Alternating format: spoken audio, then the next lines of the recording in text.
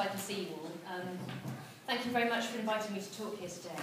I really like the optimism of something called post-crash economic society, because it obviously implies that the crash is over. Fantastic.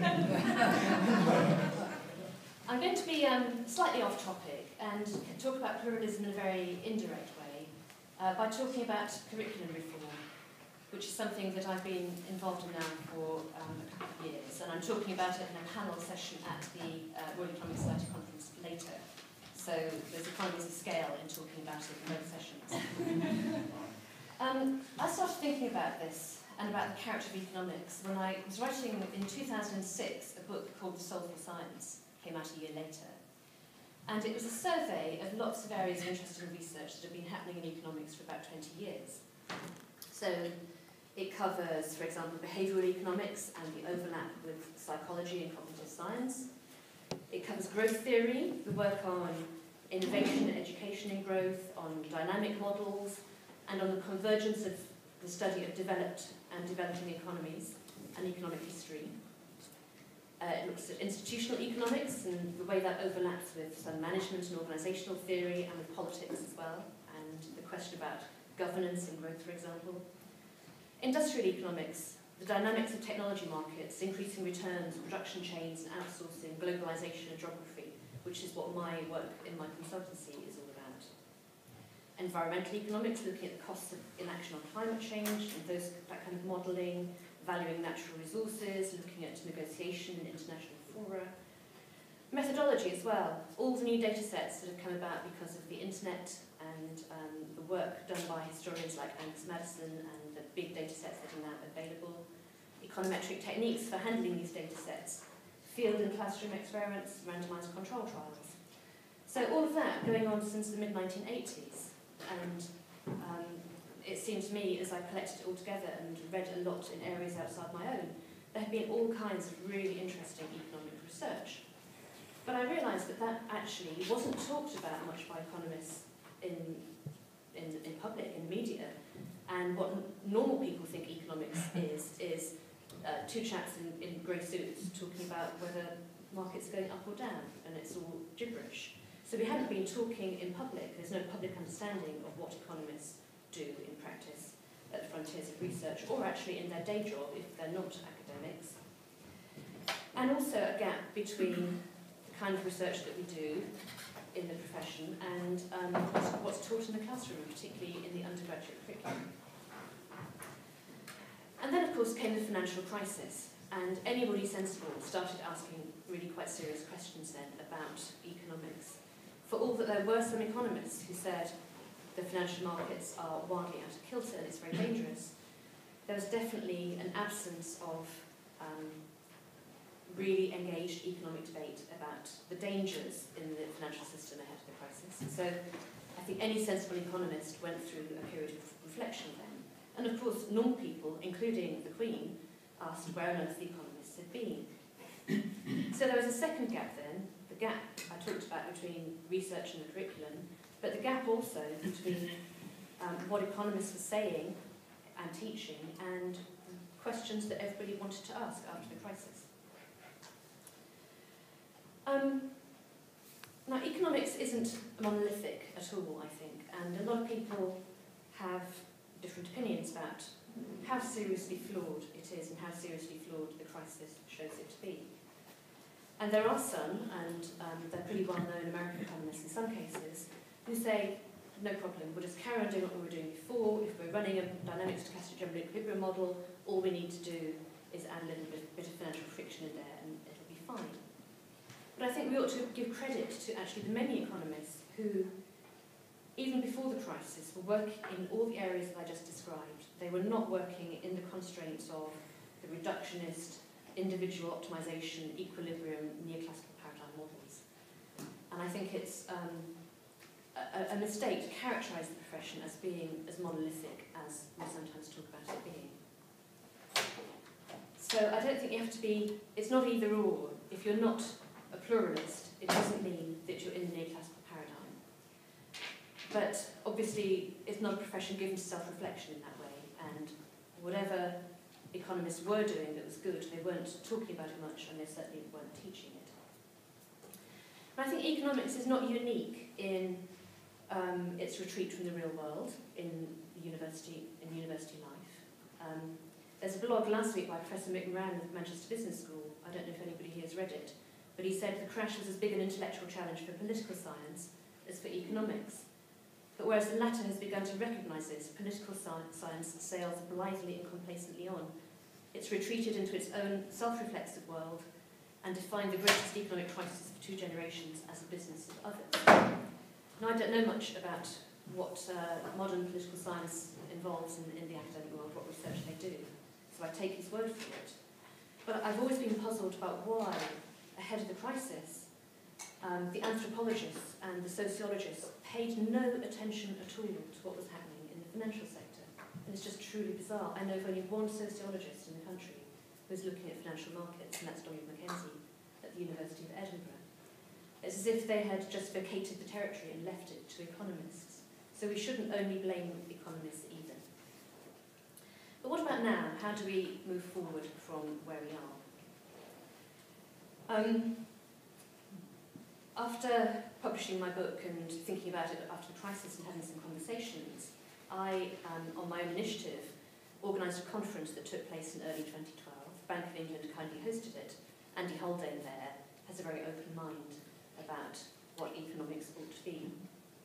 So they hosted it, and it brought together some academics and some employers to talk specifically about what to teach in the undergraduate curriculum. Because it was really interesting to see what employers said about this. Now, I don't think they have the most important perspective on what goes on in the economics curriculum, but it's an interesting one. And I think it's particularly interesting, some of the things that they said. They're not very radical people, employers. You know, they don't want anybody who's going to rock the boat in their new job, but they want people who can demonstrate, manifest certain skills. They talked about things that all employers talk about, like communication skills. They talked about more practical data handling skills, not so much statistical theory, more what do you do when you've got a messy data set and can you use the software that will help you handle it. They talked about some awareness of context and economic history, including people in the city who said it wasn't much use to them hiring new graduates who are technically very able, but didn't know anything about the Great Depression, didn't know anything about earlier episodes of globalisation, or anything about the Keynesian versus monetarist debates of the 1970s, and were therefore had acres of gaps in their knowledge that was going to be useful to them in their jobs. They talked also, and particularly in some of the public policy areas, the Government Economic Service and the economic regulators, about needing graduates who could apply what they'd learned in real-world contexts. They talked about a narrow frame of reference, that students had learnt models, they could manipulate them very well. They had no idea how to apply that in any other kind of context, with all the messy realities that you get when you're in the policy world in particular. And so it was interesting. You know, the purpose of an education is to enlighten yourself and become an educated person, and only in a secondary way to equip yourself to do a job. But I think if employers are saying that, that's very interesting information. So what should be in the curriculum now? What would a properly wide, broad and deep curriculum look like? I think it would be motivated by questions, that the aim is to understand economics, that one is learning economics to understand economies. So it's empirical, you need evidence, you need to understand where data comes from, how it's put together, where you can access it, what to do with it when you get it. Even collect it, which can be done relatively easily these days.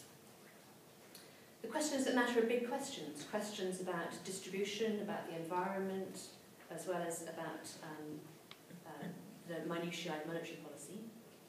Not that that's a small question in itself.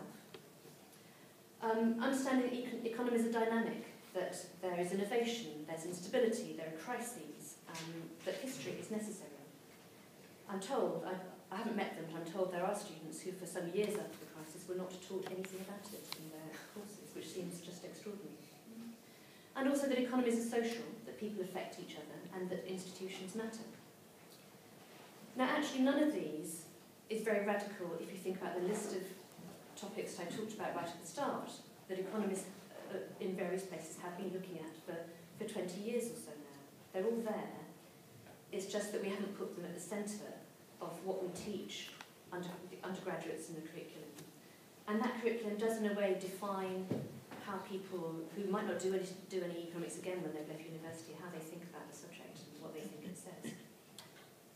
What I don't think we should do is teach economics as kind of tournament between different paradigms, because I don't think we know enough for any paradigm to be right in all contexts. And let me give you an example of what I mean by that.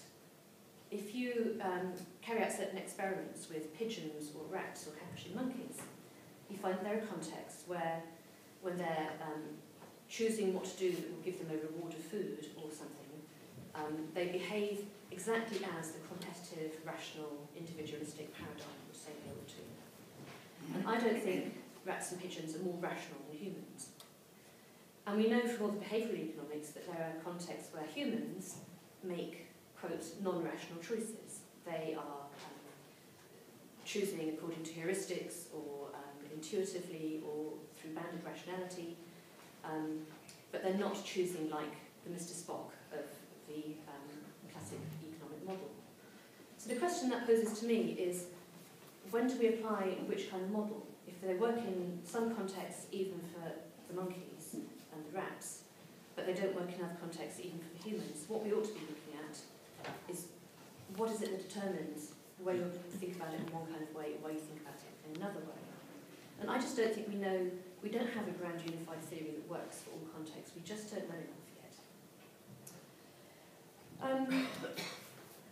I talked about the conference I organised. Separately from that, Professor Carlin of University College London was negotiating with isnt to fund the development of a new core curriculum in economics, which she is now well into. It's the core project, and I'm helping out by co-authoring one of the modules in that, but there are 2 or 3 dozen people involved in doing all of that work. I think it's important to recognise that there are lots of barriers to change in universities. There's just the workload in developing a new curriculum or a new course when you're already teaching. There is actually some proper caution about experimenting on students, because this is important and you get one go at this and nobody wants to mess it up for you.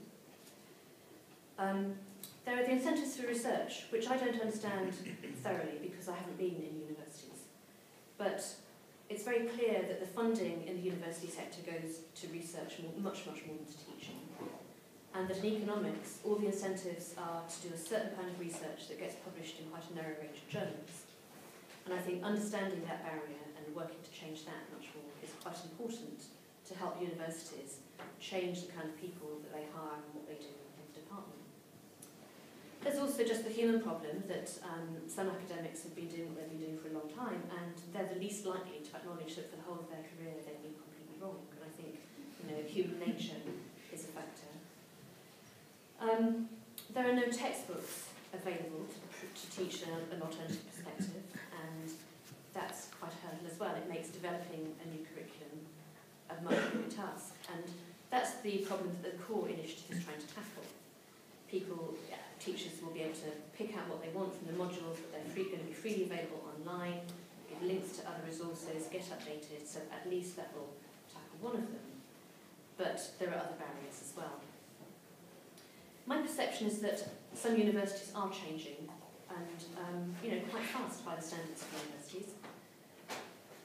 It's just painfully slow given all of those barriers. Here in Manchester, I'll be introducing a new public policy economics course from the next academic year. It's going to be looking at different kinds of government policy across the board, from carbon taxes and regulating the energy market to investing in infrastructure to labour laws and migration policy. So it will draw on behavioural economics, institutional economics, political science, sociology. There'll be historical and international examples. It will talk about why policy approaches have changed over time and how economic analysis interacts with the political process, how policies are actually implemented and how to evaluate them.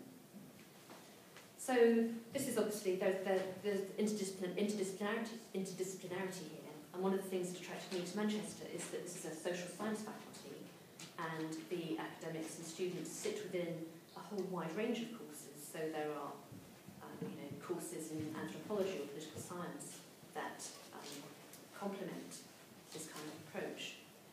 But it's not going to, I'm a feminist, but I'm not going to teach a feminist perspective on competition policy or the nudge unit. But it will look at social choice through a range of perspectives. It'll look at Coase and Olsen, but also at Eleanor Ostrom and at Albert Hirschman. And I think the aim, particularly in this kind of course, is to teach students to evaluate policies critically and to teach them how to look for empirical evidence and to challenge their own perspective with the empirical evidence. It's about being able to think. And if you want to think about those questions from any perspective, then you ought to have the tools to be able to do so. And I think that's a sign of the department here responding, even if slowly, to the intellectual challenge that the crisis has posed economics.